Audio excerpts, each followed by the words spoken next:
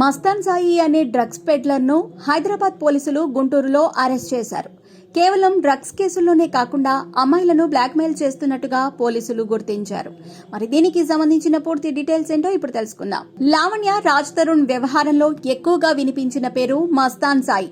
లావణ్యకు Mastan సాయినే drugs సరఫరా చేసేవాడని, ఆయనతోనే చాలా కాలం సహజీవనం చేసిందని రాజ్ తరుణ్ ఆరోపించారు. అయితే అప్పటి నుంచి ఈ మస్తాన్ సాయి అనే వ్యక్తి కనిపించకుండా పోయాడు.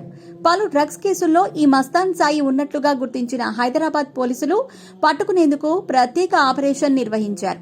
గుంటూరులోని ఓ దర్గాలో తలదాచుకుంటున్నట్లుగా గుర్తించి అదుపులోకి తీసుకున్నారు. హైదరాబాద్ కి తరలించి విచారణ జరుపుతున్నారు.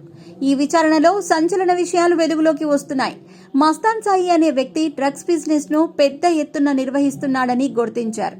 హైదరాబాద్ లోని వరలక్ష్మి టిఫిన్స్ ఇటీవల ఢిల్లీ నుంచి డ్రగ్స్ తెస్తున్న నిందితుడిగా ఉన్న మస్తాన్ సాయిని గుర్తించారు.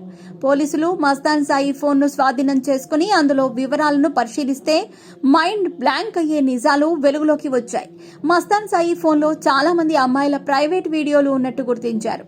పలువురు అమ్మాయిలు ప్రైవేట్ వీడియోలు చిత్రీకరించి బ్లాక్ మెయిల్ చేస్తున్నట్టు గుర్తించారు.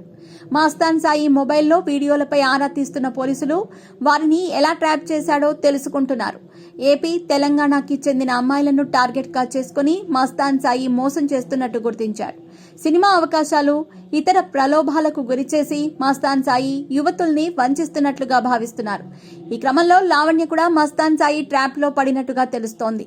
మస్తాన్ సాయితో కలిసి డ్రగ్స్ తీసుకోవటం ప్రారంభించిన తర్వాతనే లావణ్య దూరమైందని, డ్రగ్స్ తీసుకోవద్దని ఎన్నిసార్లు చెప్పినా వినలేదని రాజ్ తరుణ్ మీడియా సమావేశంలో చెప్పారు.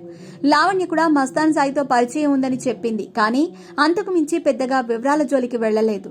డ్రగ్స్ వ్యాపారంపై పంజా విసురుతున్న హైదరాబాద్ పోలీసులు మస్తాన్ సాయిని అరెస్ట్ చేస్తే ప్రధానంగా గుట్టు రట్టవుతుందని క్లారిటీ రావడంతో నిఘా పెట్టారు. తన కోసం పోలీసులు వెతుకుతున్నారని తెలిసిన తర్వాత మస్తాన్ సాయి అజ్ఞాతంలోకి వెళ్లాడు. అయితే డ్రగ్స్ బిజినెస్ మాత్రం మానలేదు. డ్రగ్స్ స్మగ్లింగ్ చేస్తూ గుంటూరు రైల్వే స్టేషన్లో దొరికి తప్పించుకున్నాడు. కానీ తర్వాత పోలీసుల నిఘాకు దొరికిపోయాడు. విచారణలో సంచలన విషయాలు వెలుగులోకి వచ్చే అవకాశాలు కనిపిస్తున్నాయి.